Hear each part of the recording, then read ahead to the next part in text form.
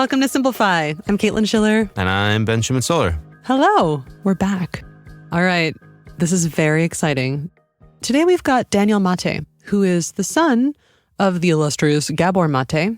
The book is called The Myth of Normal: Trauma, Illness, and Healing in a Toxic Culture. If you've been in a bookstore in the recent past, if you've walked by a bookstore, it's been in the window. And someone you know has probably read it and probably talked to you about it.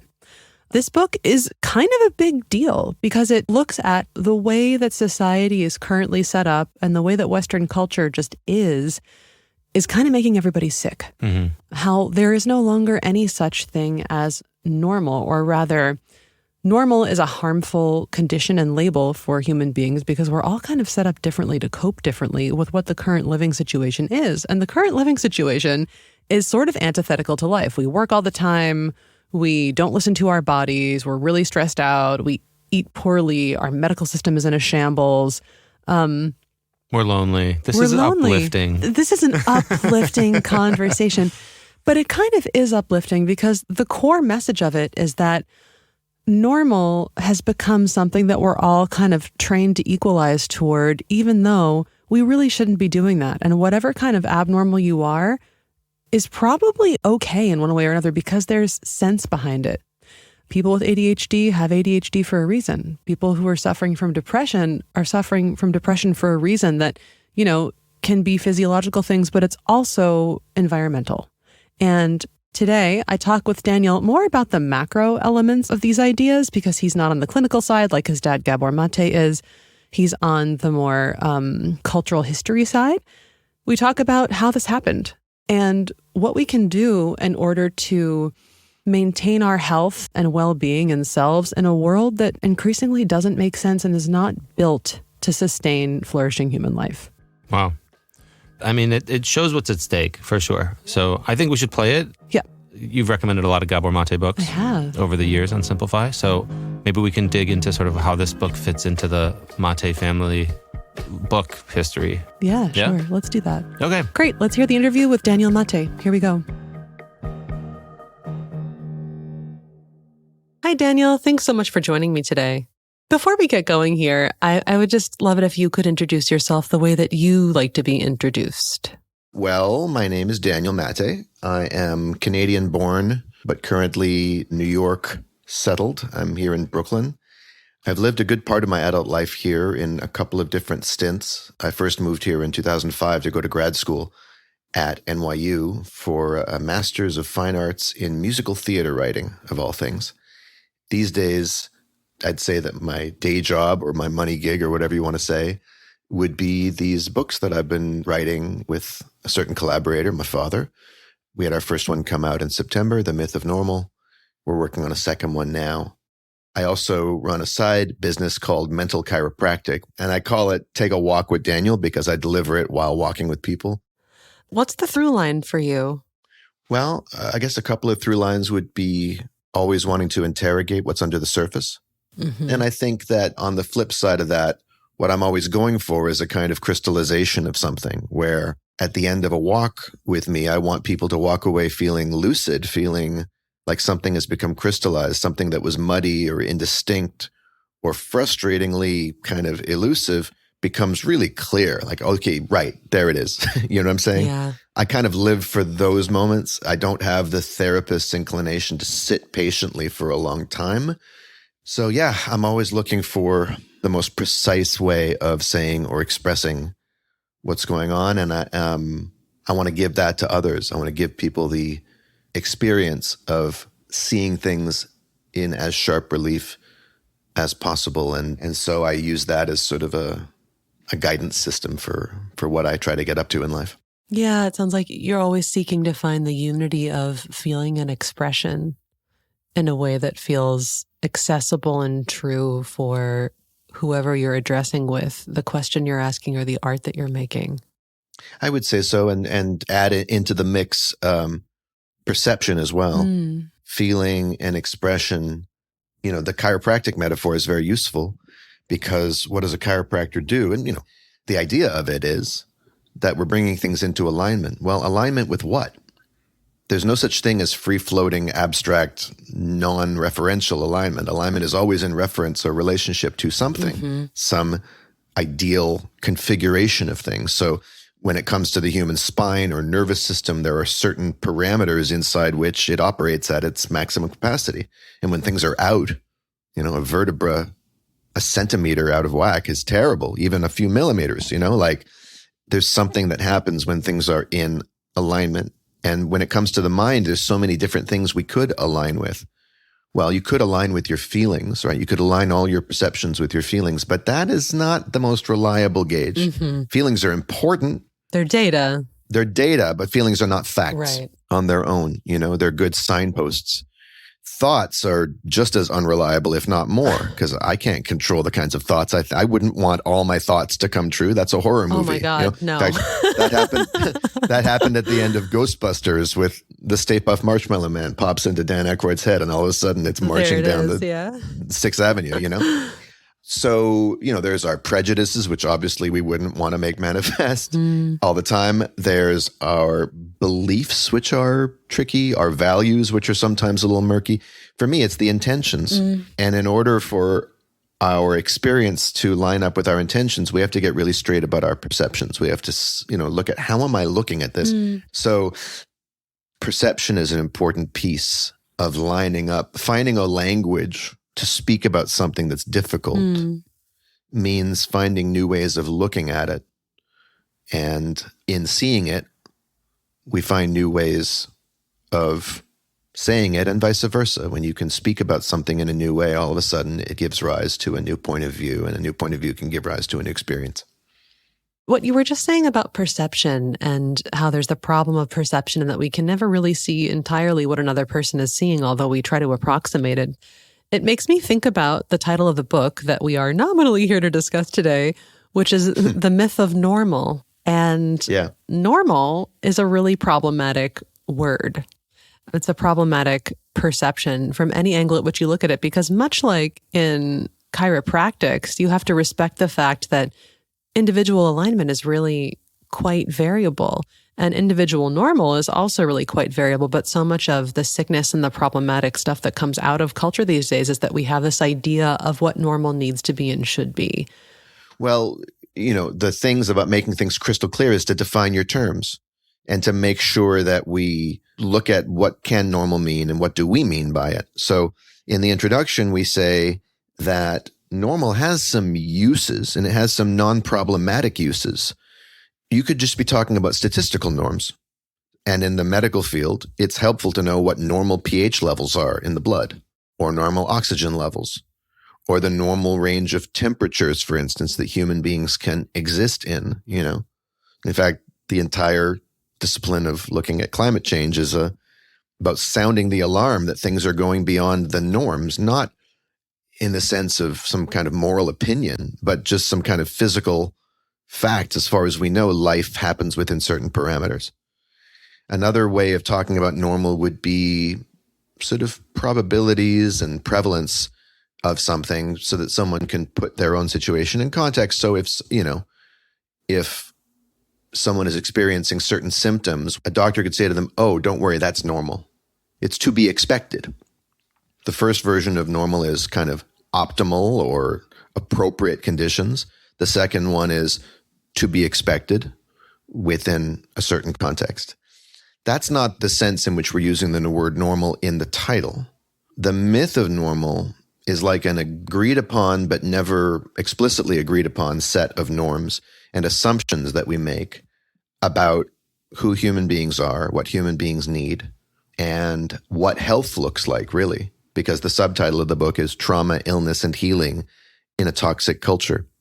With regard to, in fact, all four of the components in that subtitle, trauma, illness, healing, and culture, the norms that have the most consequence, that dictate the quality and sometimes the duration of our lives, are the invisible ones, the ones we never consciously agreed to.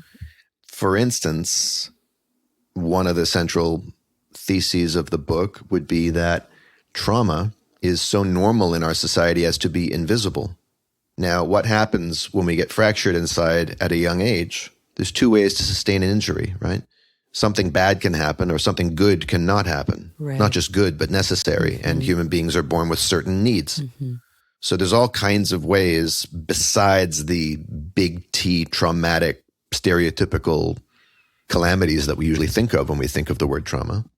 And many of us in this society are carrying those wounds, the wounds of not having been seen or heard, the wounds of having had to work too hard to get the sort of baseline love and attention that we needed. Now, what happens when there's an injury?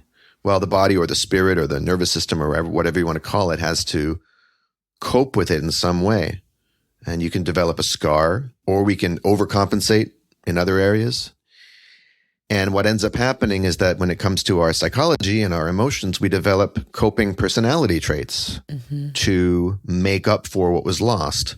And there's all kinds of ways in which this can happen. You know, one of the most prototypical that we write about in the book that my dad often focuses on is people who become people pleasers to safeguard a threatened relationship with the caregiver. So in the compromised supply of that, we need to do something.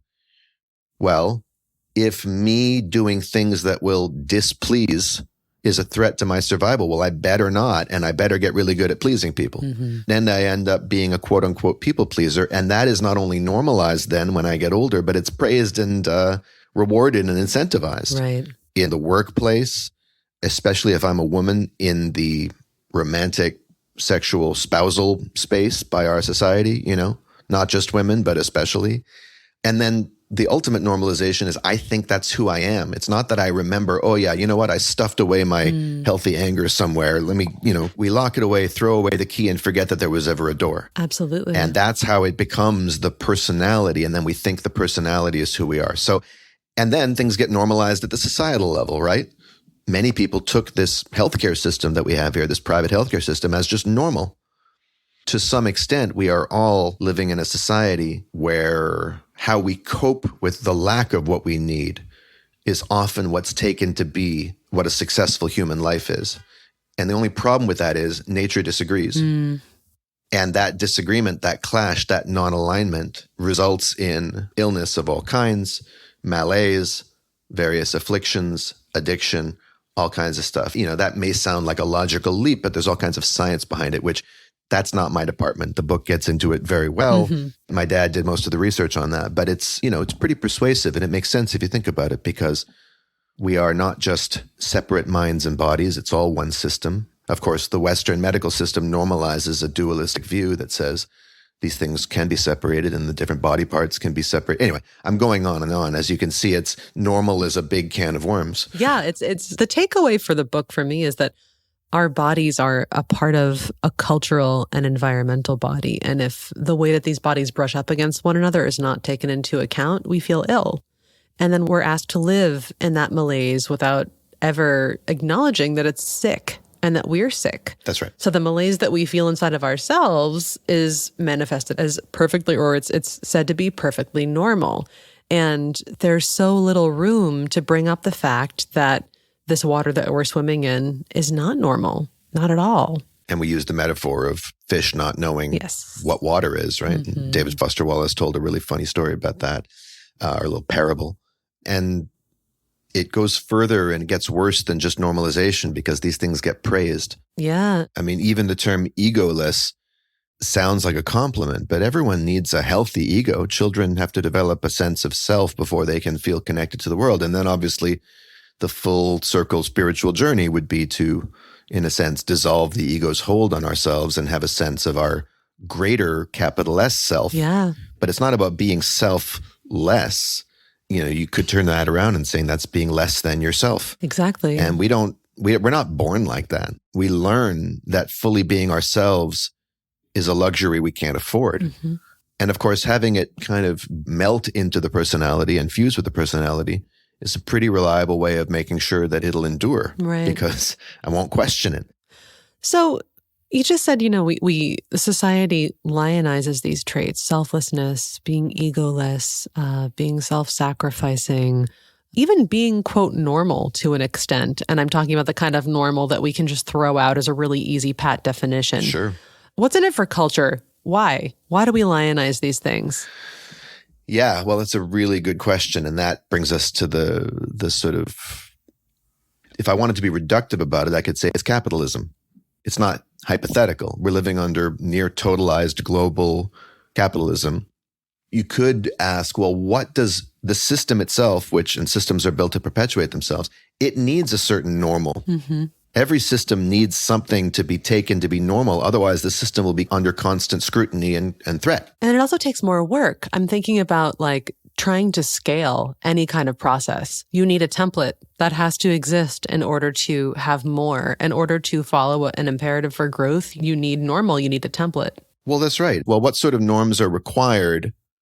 Well, first of all, you have to start to believe that that is what human beings want and need, that the human nature leads to that outcome kind of inexorably. If you just leave it alone, the free market of evolution is going to lead to that kind of system.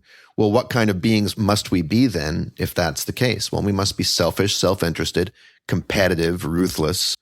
Okay, Hobbes. Yep. No doubt, right? In other words, if we can be sold that that's just who we are, then the system we're living in is normal and good. See, if we questioned that norm, well, maybe people wouldn't be buying all the crap that they buy. Maybe they would reach for things like community and solidarity and common sense of purpose and the outdoors and things that you can't as easily commodify. Mm-hmm. If we take our alienation to be normal, then we're going to seek external relief for it. Again, it all links back to biology. There's all kinds of studies in the book showing that stress, which is the common factor in both trauma and illness, is very much tied to uncertainty and loss of control. And you couldn't describe our economic system any better. I should also say that it's not just that people-pleasing and niceness is normalized in this kind of society. That's good for a good sector of the population. You need other types of people to be conditioned to run the system. Well, those people would be the ruthless kind. Mm. And that shows up in some of our leaders as well. And we have a whole chapter on how our politics is completely based on wounding. Mm. We have wounded leaders being elected by a wounded population looking for parental replacements and finding them in these outsized personalities and egos, which appeal to different sectors of the society, depending on what sort of wounds, hopes, dreams, fantasies that sector is carrying, right? Mm-hmm. So if we take a step back, we see that from top to bottom, pain and normalized, unacknowledged, invisibilized trauma is built into the system, which then perpetuates more of it, and so on, which is what makes the book hopefully subversive. When things are normal and mainstream, it's very easy to dismiss anything that challenges their precepts. You don't have to do too much work. Noam Chomsky said this about politics and media, right? If you only have 3 minutes between commercials to say something unconventional and subversive that people haven't considered before, well, that's a lot harder to make your case than it is if you've got all the airtime and all the oxygen in the world. But the lovely thing about publishing a book in 2022, 2023 is we don't have to rely on legacy media. I mean, where has the vast majority of the promotion for the book happened? It's happened on podcasts and Instagram Lives. My dad got to go on the Joe Rogan show and speak to millions of people who are listening for free to extended conversations about lots of topics, whatever you think of that show. And he went on Democracy Now! As well. And here I am talking to you. Yes. So I'm satisfied that it's reaching the people that it needs to reach. Well, one of the things that struck me when I was reading this book, and I connected it in my head to books by Johann Hari and a bunch of other things that I've read, both for this podcast and just recreationally myself, is that a genuine sense of community might be one of the best bulwarks against the ills of society. And a thing that clicked for me as I see more and more of my friends, I would say like 4 of my closest friends have been diagnosed in the last 2 or 3 years with ADHD. And what I've noticed is that they get a great deal of satisfaction and comfort and community by bouncing their experiences off of one another. It's very interesting to me that these diseases, quote unquote, these disorders, these specific things that make a person not normal are turning out to be little enclaves of community and belonging. Sure. Well, if you look at how we're wired for community and belonging. Yeah. if human evolution was represented by an hour on a clock, we've lived outside of hunter-gatherer, small band communities for only the last maybe 6 minutes, if that. Mm-hmm. And every creature, every organism evolves to match its environment, which means given the planet we're born onto and what human beings are capable of and are for, which is, emotion and thought and creativity and purpose and meaning. We're the only animals that can make meaning. We have certain requirements, and community is one of them, and cooperation is one of them. That doesn't mean that capitalism invented murder or even exploitation, but in terms of what was normalized and what was required, at least a certain amount of togetherness. That's how life was experienced. That's how meaning was made. That's how food was found and shared and stored and livelihood. And that's how kids were parented, right? So our brains expect that. So when we get it, it's a balm for whatever we're dealing with. Now, some of us learn to distrust community. I have a certain amount of Groucho Marx in me. I wouldn't want to be a part of any group that would have me. Same. Yes. I mean, you can have a kind of idiosyncratic loner spirit to you where there's a kind of, you need independence, you need solitude. But that doesn't mean we don't need people. And I have to make sure that I keep that part of me fed. I should also say that we could have called the book The Myth of Abnormal, because part of the central idea of the book is that in a society such as ours, it's absolutely normal and natural to get sick. Yeah. These things are not abnormalities or aberrations or inexplicable mysteries. They are normal, natural, human, physical, emotional, spiritual consequences of an abnormal, unnatural set of conditions. Yeah. Which means that even the notion that, there's something wrong with me, or I have a disorder, or I have a disease, there are other problems with the idea of disease that get in the way of the healing, which is the subject of the last part of our book.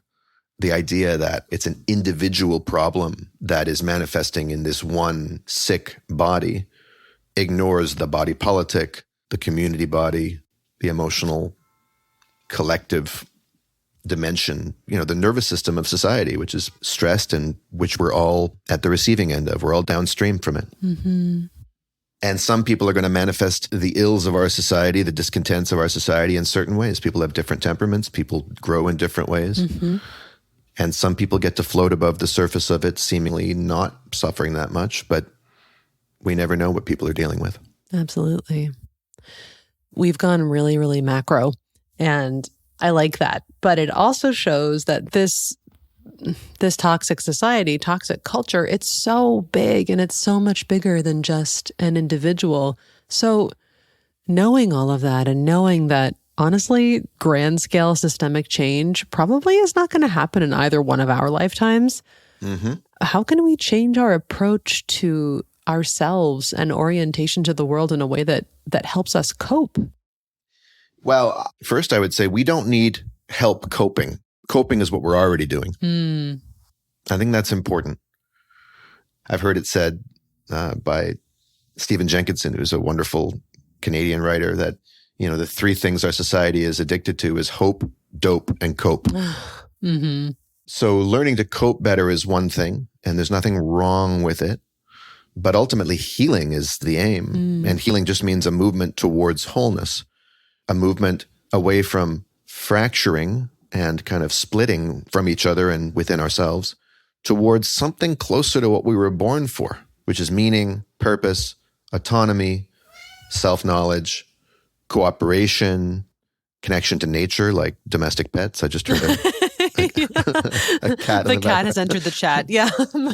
My little beloved cat, Clara, just came in and was like, what are you doing in here? So then we have to start from where we're at. We have to take a sober look at what are the illusions I'm carrying? What are the things that I've normalized?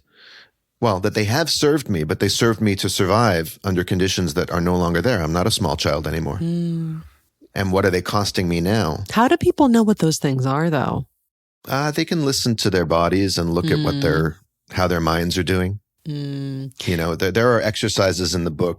One is called Before the Body Says No, which is a play on the title of one of my dad's earlier books, When the Body Says No. Starting to sensitize yourself to your body's signals that you just think, the backache is normal, or the headache is normal, or the feeling sick to my stomach before I talk to this person that's just me. Well, maybe, but what might it be trying to tell me? Yeah. I keep wanting to put the word intuition into this conversation. I've been thinking about it a lot lately, and intuition is one of those things that we've just stuffed down as a consequence of having to conform to this idea of normal. That's right. And at an even more literally visceral level than intuition would be its neighbor, gut feelings. Yeah, right. Yeah.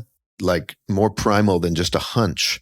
Mm-hmm. Like you think of intuition in terms of solving complex scientific or math problems or something, intuition comes. But a gut feeling often doesn't even have any mental content. Mm-hmm. It just is like, there's a predator around the corner. Yeah. I can sense something is off or something is wrong. That is not superstition. That's the body knowing something itself, a kind of second or third brain if you count the heart. And many people who have studied the biology of this would say that all three of these systems have their own kind of information processing. Yeah. Even knowing how we feel, never mind honoring it or trusting it. Often we walk around numb, not feeling what our bodies are feeling, and that energy has to go somewhere. Yeah. How are you at tuning into your gut feelings? In some ways, I'm quite good, and in some ways, I'm limited. I'm only now learning how to listen to what my body is saying as just bodily sensation. Like the somatic frontier is the final frontier for me, I think. Yeah. I can tell when something's amiss in my mind. Like I know how I think and perceive when things are aligned, and I know what the voices in my head sound like when they're not. Mm-hmm. And then if I notice, oh, I'm tired, I'm ill at ease, and if I really let it slide and I don't listen to it, it'll get more and more extreme. But I have found myself in situations where my coping patterns, my I'll push through this, my it's not a big deal, my I'm okay. Well, it's their fault anyway, so what can I do about it? My victim story has resulted in serious physical consequences. And that happens for many people. I was talking to someone the other night who had cancer 10 years ago. She's pretty young. And like many of the people in our book, they count cancer and other diseases as the best thing that ever happened to them. Obviously, it's not the kind of teacher that we would wish for anybody, but it was a wake-up call. Mm-hmm. It was the body speaking louder or the body speaking as loud as it had to. So I'm getting better. I'm getting better through catastrophe. Mm-hmm. If I'd been better at trusting my gut feelings, there would have been situations that I probably would have sidestepped, but I didn't. I only knew what I knew. And these hard lessons don't mean us any harm ultimately. And treating it that way is one way that I try to juice it for all of the nutrition that's there so that I don't have to go through it again. Yeah, there's that construct of this is not happening to me, or it is, but it's also happening for me. That's exactly right. Yeah, and what can I learn? How can I actually make this useful for me in the future? I think that's one of the most important things that I'm slowly starting to come around to as I get older. And if there were one thing that you wish people understood about the toxic culture that we're living in, that you just don't think they get, if you could scream it from a rooftop, if you could broadcast it everywhere and have people really let it sink in, what would that thing be? Well, I mean, a few things would be, it's not personal. It spares no one. So it's not just you. It didn't start with you. This has been going on for a long time. So whatever you're dealing with at the receiving end of culture's consequences, it's specific to you. Whatever you're dealing with is specific to you, but it's not personal to you. It didn't start with you. It's not your fault. And it ain't necessarily so. One of the things that makes human beings human is we can actually imagine, envision, and at our best, make things different than they are. As I think, was it Margaret Mead said, that the only time that's ever happened is when groups of human beings have gotten together and dared to dream and wonder and imagine and question and create. It's going to start with each of us individually. There's no way around that. People getting together in groups has not always gone very well for human beings, as history, obviously shows.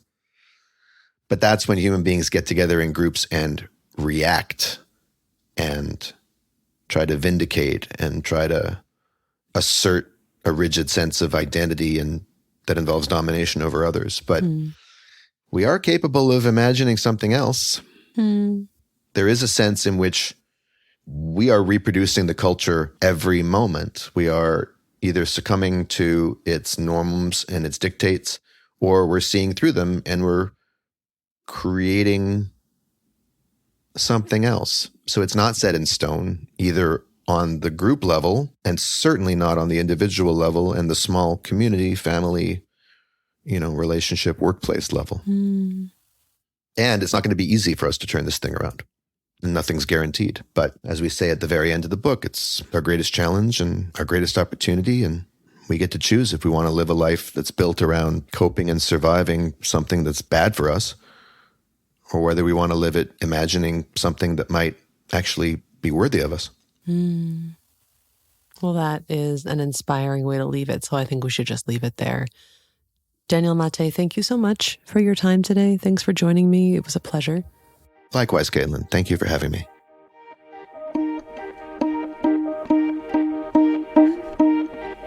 All right.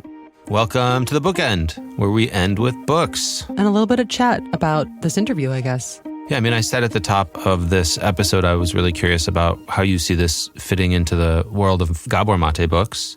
I love one book in particular, which is When the Body Says No. And it's about the stress cycle. I've recommended it on Simplify roughly 8,000 times. If you haven't already gone out and read it, or if you haven't read the Blink on Blinkist, please just do it. It'll teach you a lot about stress and why your body does what it does and how to protect yourself in your day-to-day life from, combusting. Yeah. If you're a stress case like me. I'm less of a stress case now than I used to be, and part of it is because I read this book. But yeah, some of that research that was so important to me when I first read it also appears in this book and is a basis on which some of the arguments in it are founded. So it definitely fits in. It's just a small part of this book, though. This book is wide-ranging. There's a whole huge chapter on childhood, but it starts with motherhood and what happens in vitro and how the stresses of the mother directly impact the child. So it's really, really thorough. Yeah. And far-reaching. But so what is the one sentence encapsulation of When the Body Says No, stress cycle? Don't get stressed. Listen to your body? Listen to your body and understand. And I think that actually Daniel says this at the end of the interview. You need to really start picking up on what your body's tells are, because that wisdom is something that will keep you safe and keep you sort of in your embodied physical values enough to not accept systemic demands on you that could be harmful. And if we all do a little more of that, then maybe there's a world in which we don't spontaneously combust, as I said earlier. But for me, the thing that I remember here and stuck out to me is that this idea that I think Daniel says, to some extent, we're all living in a society where how we cope with the lack of what we need is often what's taken to be a successful human life. Right. That makes me think immediately of all the GoFundMes out there in place of healthcare, you know? Right. And all the all the times in my earlier life where I would, work too hard or go to work too early, especially when I lived in the US, and come back and then stress eat a roll of cookies because that was making up for what I didn't have, which was relaxation and sleep and stress relief. So there are all these ways that, we normalize consuming more and kind of hurting ourselves to make up for the fact that we're lacking really basic human things. Right. It's the best people at suffering are the ones that are normal. Yeah. And not just normal, but also successful. Right. Yeah. They're held up as these paragons of greatness. And it also makes me think about, when Elon Musk did that big first round of Twitter/X layoffs, Right. If you want to work harder or something. Yeah. And then half the company left, though. That is certainly an unnatural request on the human body. To do more coding? Do more coding. Yeah, exactly. And I like how Daniel explains that these are the way that we are being told that we are abnormal. So people with ADHD or people who are suffering from depression, et cetera, these are completely normal results of abnormal societal conditions. Right. Yeah. I don't know. What stuck out to you, if anything? Well, I kind of wanted to connect it to the book that I brought. Okay.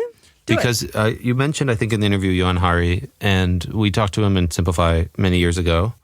He's written, his most recent book is Stolen Focus, Why You Can't Pay Attention, but he also wrote Lost Connections about depression, and then before that, Chasing the Scream about addiction. Yeah. What we talked to him about was about community and other people and how important that is. Mm-hmm. It reminds me of the research that is often thrown about that like loneliness is more dangerous than smoking or something, right? Yeah. Like, and I don't know, there's a lot of angles on this. We can talk about AI or, the ways in which Zoom and things allow us to connect with other people without actually seeing them or allow more connection without actually, like there's two ways to do that. You never have to actually meet somebody, but on the other hand, maybe it allows more meeting for people in this age.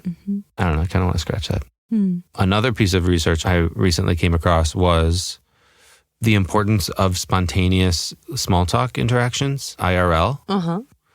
And I hate small talk, though. You hate small talk. Then again, no, I got to the office today and had such great small talk. It really made my morning. You got good small talk today? I did. I got a lot of compliments. Oh, there you go.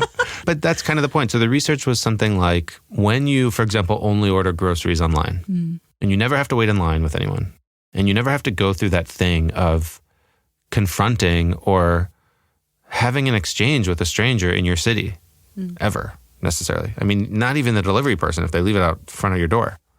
You never have to have that moment of surprise when somebody actually does something nice for you or is just a normal person. And I don't mean normal in the way of this episode, but I mean just somebody who meets expectations and is kind and contributes to the world in which we all share.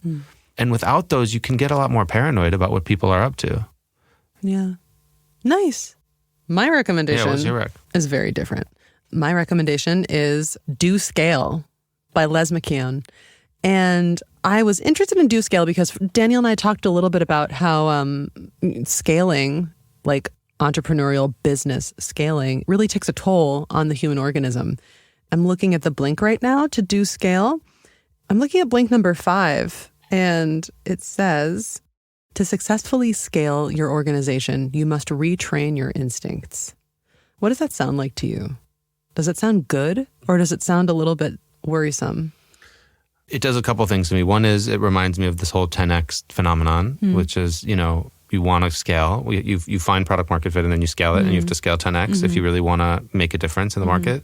But also, more recently, I think in May this year, Dan Sullivan, an author, brought out a book called 10X is Easier Than 2X, How World-Class Entrepreneurs Achieve More by Doing Less. And it's sort of a focusing idea. Interesting. Okay. So I think there's a misconception in the business world.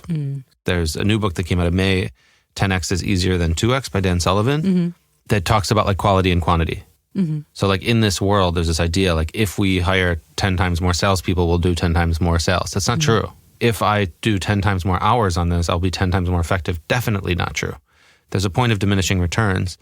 I think what you were looking for is this idea that we have to somehow break what's natural in order to reach the immense expanse and scale of what's possible in the digital age. That's exactly what the connection I was making. Break what's natural, including gut instinct. There's this part of the Blink that says, we cannot get enough of independent visionary leaders.